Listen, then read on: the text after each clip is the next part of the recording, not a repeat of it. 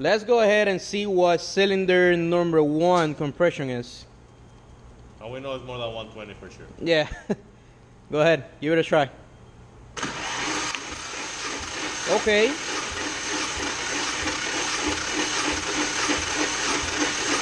That's good. Whoa. This is some really good news, guys. We're talking about like 170, 175 compression on cylinder. Yeah, cylinder number 1. Let's go ahead and give it a try to cylinder number 2, guys. Alright, guys. So we're gonna go ahead and we're gonna start now unwrapping the RB26. Hopefully everything checks out and everything is fine with the engine. We truly do not want to go ahead and go through the same process of having a bad engine and sending it back, wait for them to send the other engine. So let's take a look at it. Alan is here unwrapping his engine. It's gonna go towards those Subarus, you guys already know. Up to now, we can see a difference from the other one. All the backing lines are connected. Everything seems to be pretty good and good shape. On the other side, here we have the boost controller, the factory boost controller, so that's a good sign. Everything looks to be pretty good with this one. Even the wiring itself. ECU is good. All the plugs. Yeah, we got a fancy Momo shifter cap. I guess that's what you call it. Oh, knob. Shift knob. Sorry. Look, we even got the boot that goes on top. It's broken, but still. Okay, so that's a good sign. All the gears going in. Super smooth. Okay. I like it. So well, guys, up to now, everything looks to be good, in good shape. There's couple little spots missing on this pulley, on the power steering pulley, but that's okay. We have a brand new power steering compressor there, a pump, so we would just replace this. It's cracked. As you can see, we don't have the electro fan, but still there are minimum things here in the crank pulley. Still missing a couple things, but we're not sure yet if we're gonna replace for a better balancer. So yeah, up to now everything seems to look pretty good. Let's go ahead and start the compression test and see what's the actual compression in the engine. That's what's gonna tell us if it's a good engine or if we're gonna have to send it back again. I don't think so. If this one is bad, we're just gonna ask for the money back and try to get a new engine. Alright guys, so you can already tell we lifted the cover for the ignition coils, and you can already tell that they are all there in place, not like the other engine, and the brackets that hold them down, they're there. So up to now everything is looking pretty good. So okay guys, now as you can see, we already have the gauge set up. Everything is already set up.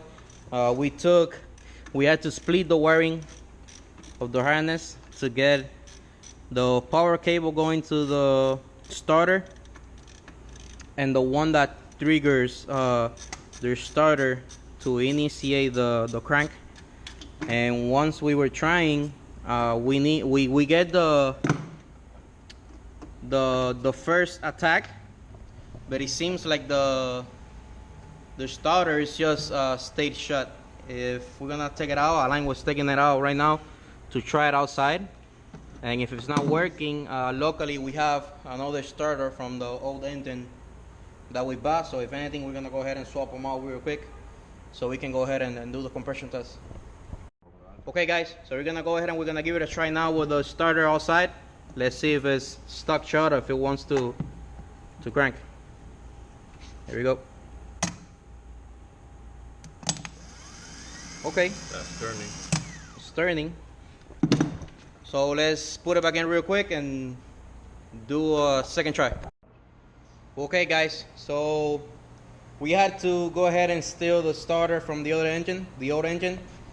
Now Alan is swapping them real quick and see if we have some luck trying to crack the engine, cranking it to see if we can finally get some compression. But I think it's looking good because by hand I turned it to make sure the engine was not stuck, and by hand we almost got 30 psi, so it's looking pretty good. Well, okay guys, finally after almost an hour, right? It was like an hour. Alan had to figure it out. Yeah, Alan went online and he figured out that it was just the burner on the battery. It was too dirty and it was not doing a good contact. So finally we were able to get the engine cranking.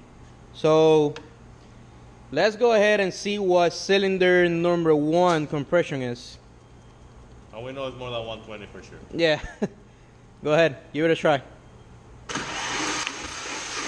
Okay.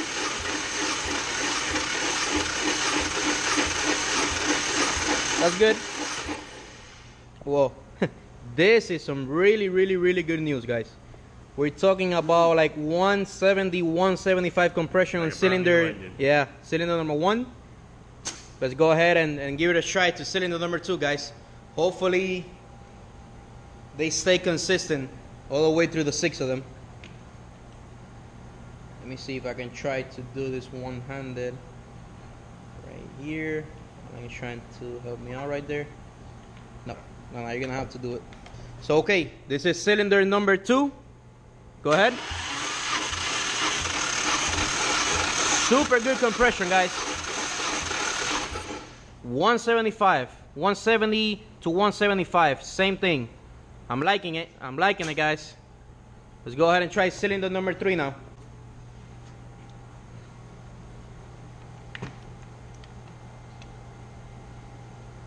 I mean, we tried looking with a flashlight inside the spark plug hose, and other pistons, they look like pretty new. We don't see not even that much of a burn, you know, that they get like black. But everything's looking good. Let's see number 3. And we have a battery down, guys. Battery down. We need more ground. More ground? Okay, Alan says we need more ground. Let's go ahead and give it a second try. Okay, we're back on. 160, 170, 180. Woo!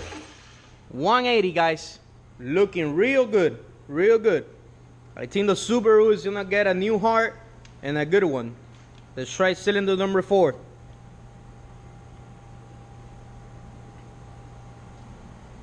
It's a little bit tricky to get the gauge.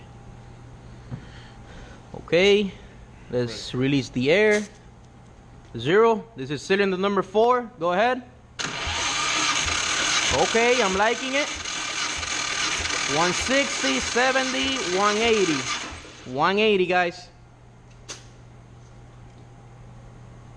These 2 pistons, the compression in them too, that they go up and down together, is 180. They're like new, guys. I mean, the engine, it must have been a really low mileage engine for what we're seeing. Like, there's not that much rust, and everything looks pretty decent. For any mods, it looks. Yeah, it looks completely stock. So I think we got a good engine. Go ahead, number 5. 150, 160, 175. 175. That's awesome right there. It's not 180, but 175 is really good, guys. Anything about 160, we were good. Yeah. Very happy with. Well, actually, we had lower expectations since we had that issue. We were saying at least with 140 we will be happy for some time, but looking like we're getting more than 150, guys. Let's go ahead. The last cylinder. Oh my God! Yes, sir. Come on. 180, guys. 180 right there. Good. That's super good, guys. Super good news. That means that really soon you guys are gonna see this engine inside this engine bay right here, guys. Okay, guys, as you guys saw, we have good compression on all 6 cylinders. The engine, super good news. That's what we were waiting for, a good engine. I'm sorry guys, I'm just super excited that we finally got this engine, that we were gonna finally start working on the Subaru. Basically, how's it gonna go is, we're gonna go ahead, clean up this engine bay, all the things that we do not need. For example, the wiring for the old engine, transmission, all of that. By the way guys, any of you guys that would like to get a rebuilt 2002 5-speed Subaru transmission and the 2 axles, you can go ahead and write it down in the comments, or find us on Instagram, Extreme Power Toys, and shoot us a DM.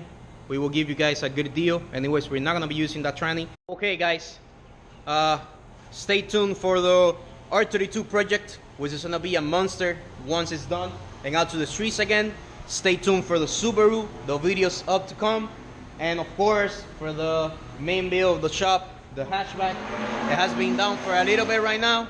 We're waiting on the tube bender, but you know how it is guys, everything is little by little. So that's gonna be coming soon again, so we can start working on it again. So thanks again guys, thanks again for the love. Subscribers, we have noticed that have gone up a lot. Thank you guys.